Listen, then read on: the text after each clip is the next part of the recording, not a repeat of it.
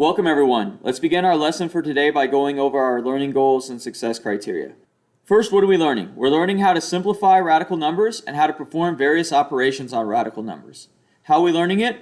Through the Radical Numbers Part 2 notes and the Radical Numbers Part 2 assignment. When can we use this information? To determine the dimensions of a housing lot when given the square footage, to determine whether or not furniture or additions will fit. How do we know we've learned it? By getting a score of 4 on the Radical Numbers Part 2 assignment. Now let's take a look at our agenda for today. We will begin by going over our learning goals and success criteria. While we do that, you'll fill out your Get It Started. Once you've completed your Get It Started, we'll go over it together and answer any questions that you may have. After that, we'll go over the Radical Numbers Part 2 notes. After that, I'll give you time to complete the Radical Numbers Part 2 assignment on Google Slides. Once you've completed the assignment, we'll go over it together and answer any questions that you may have. At the end of class, we will go back over our learning goals and success criteria while you fill out your before you go. Your only homework for tonight is to continue working on the Reasoning with Irrational Numbers study guide and any incomplete assignments that you may have. Let's take a look now at the Radical Numbers Part 2 notes. Our notes begin with the learning goals and success criteria. Now, what are the types of roots? There's the square root, which looks like this, the square root of n, and it's some number times itself equals n. So, for instance, the square root of 64 is 8 because 8 times itself is 64. So that's the square root. Then there's the cube root, and it looks like this with the little 3 over the square root symbol. And this means we're taking a number and multiplying it by itself 3 times. Fourth root is 4 times. Fourth root is 4 times, and we could keep this going. We could do the 5th root, 6th root, 8th root. As far as we want to go, we can continue this on. So now how do we simplify roots? Well, we first want to see if it's a perfect square. Well, 9 is a perfect square, so we can take the square root of that.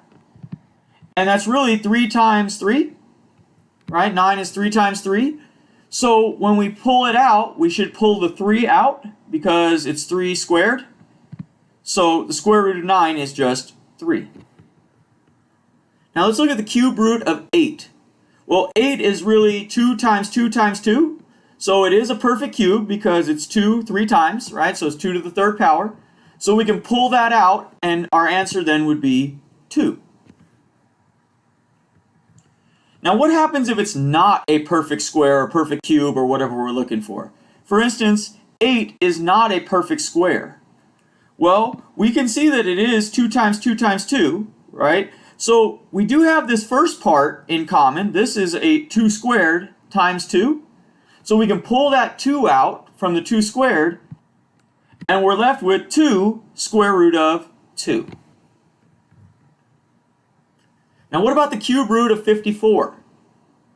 Well, we should notice that 54 is really 3 times 3 times 3 times 2. So we can keep this first part because that's 3 cubed. So we can just pull that 3 out, and we're left with then the cube root of 2 over here, and we pull out the 3 here, so we end up with 3 cube root of 2. Now simplifying root expressions. So we have 3 square root of 2 plus 5 square root of 2. Well, as long as we have the same root, we can treat that like it's a variable almost. And that means that we can combine those like terms. So we'll add the coefficients and keep the variable, or in this case, keep the square root. So this becomes 3 plus 5 is 8 square root of 2. Now when we multiply, so we multiply the coefficients and then multiply the roots. So in this case we have 2 times 1 in reality, because this is 1 square root of 5. 2 times 1 is 2. And square root of 3 times square root of 5. So we end up with 2 square root of 3 times 5. And 3 times 5 is 15. So it's 2 square root of 15. Now, a couple formulas that you'll need for today are difference of squares. So difference of squares says that we start with a plus b times a minus b, and that's equal to a squared minus b squared. And this also works in reverse. So if we started with a squared minus b squared, that's equal to a plus b times a minus b. Now how do we use difference of squares when dealing with roots? Well, what we should notice is this says 3 square root of 2 plus 5 square root of 2 times 3 square root of 2 minus 5 square root of 2. Well, we should notice that we have a and a plus b and minus b. So we can rewrite this as a squared minus b squared. So we will take 3 square root of 2 and square that minus 5 square root of 2 squared. Now when we square this, we're going to square the coefficient and square the square root. So 3 squared is 9 and square root of 2 squared is just 2. So we end up with 3 squared and square root of 2 squared minus 5 squared and square root of 2 squared. Well, 3 squared is 9. Square root of 2 squared is just 2. 5 squared is 25. And square root of 2 squared is 2. So we end up with 9 times 2 minus 25 times 2. Well, 9 times 2 is 18, and 25 times 2 is 50. So we get 18 minus 50, which is negative 32. So this is a simple way to solve without having to actually FOIL this and then multiply everything out and combine and everything. So this is just a simpler way to do it in fewer steps. This one says 3 square root of 2 plus 5 square root of 2 plus 3 times 3 square root of 2 minus 3 minus 5 square root of 2. Well, what we should notice is if we were to group this part here and this part here, it still becomes a plus b times a minus b. So if we rewrite this, this is 3 square root of 2 plus, and then 5 square root of 2 plus 3. And this is 3 square root of 2 minus 3 plus 5 square root of 2. So if we reorder these, which we could, then we see that this is our a, and this whole thing here is our b. So we can rewrite this as 3 square root of 2 squared minus 5 square root of 2 plus 3 squared. So now we can go ahead and multiply this out. So we're going to say 3 squared and square root of 2 squared. And then here we have 5 square root of 2 plus 3 squared. Now with this, we're going to have to actually FOIL it. And when we do that, we get 9 times 2 minus 50 plus 30 square root of 2 plus 9. Now we're going to go ahead and combine these. So this negative sign goes to everything. So this becomes 18 minus 59 plus 30 square root of 2. So that's 18 minus 59 minus 30 square root of 2 because the negative sign's got to carry into everything. We'll combine these. 18 minus 59 is negative 41. And we'll keep this as minus 30 square root of 2. Now, difference of cubes. Difference of cubes states that a minus b times a squared plus ab plus b squared is equal to a cubed minus b cubed. And likewise, we could go the other way and say a cubed minus b cubed is equal to a minus b times a squared plus ab plus b squared. So, in this case, we have 3 square root of 2 minus 5 square root of 2 times 18 plus 15 square root of 2 plus 50.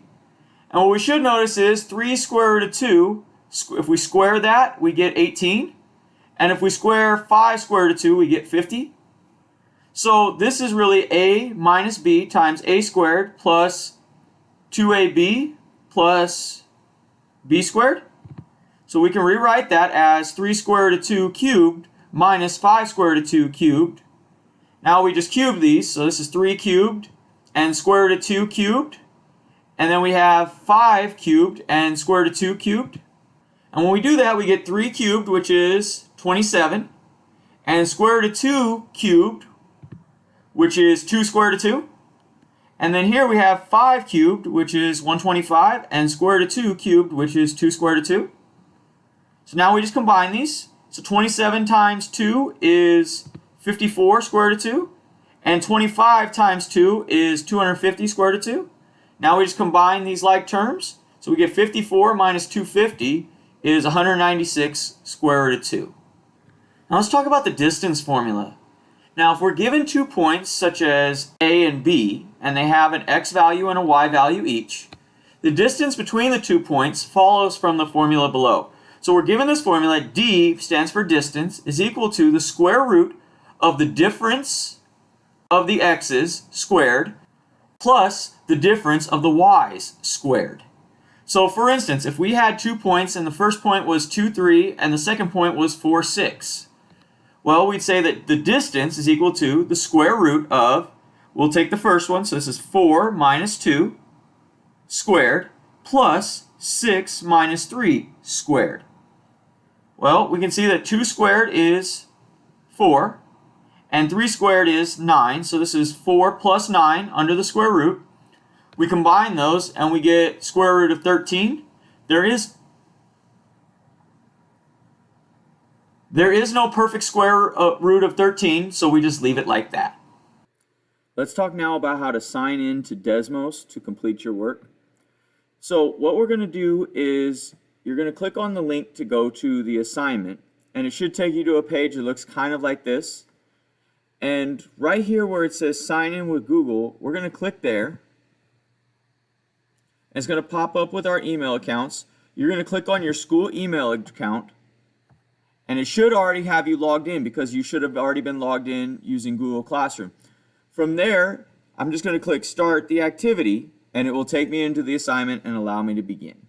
So that's how you will log in to Desmos using Google. Let's take a look now at the Radical Numbers Part 2 assignment. Our assignment begins with our learning goals and success criteria. If we scroll down, it tells you to go to Google Classroom and click on the link that has your name, and that will take you to the Radical Numbers Part 2 assignment. When we do that, it should take us to a page that looks like this. And if we scroll down, this is the page that we really need to look at. We're going to find the distance between two of these radical numbers. So the way we do that is this, and it's a little hard to see. So what we're going to do is we're going to go here to where it says View and click Zoom. And let's go 100%. Now we can kind of read what this looks like. So it gives us two coordinates. So for instance, we have this one here, and it says A is square root of 5, comma, negative 4, and B is 0, 3. So we're going to find the distance between point A and point B. And let's say that when we do that, we get that the distance is 5 square root of 2. So what we would do then is we'd find the one that has 5 square root of 2 on it, which is here, and we're going to go ahead and drag these and put them next to each other so that they're touching. Now, once we get here, we may need to turn it so that it matches. So we're going to click this little tail on it, and if we click and drag it, we can turn it, and notice now they match up perfectly. Then we're going to go ahead and find the next one. So the next one is here. Let's say that we have 3 square root of 2 and negative 2, and negative 2 square root of 2 and 0. And let's say that when we solve that, we get 4 square root of 5. So 4 square root of 5 is here. So we're going to go ahead and drag it, but now notice we need to turn it so that it can match up here. So we're going to find the tail, which is here, and we're going to turn it until it kind of matches up. So we're still not there yet. So we just keep turning it until it's going to match up.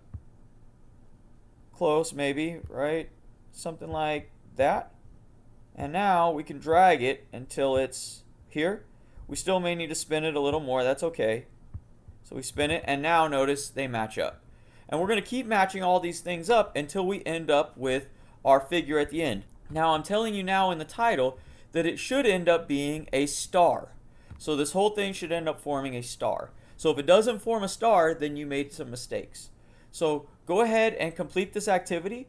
When you're done, you'll go back to your Google form and click Next. This will send you to your Before You Go. Go ahead and fill out your Before You Go and then submit your work on Google Classroom.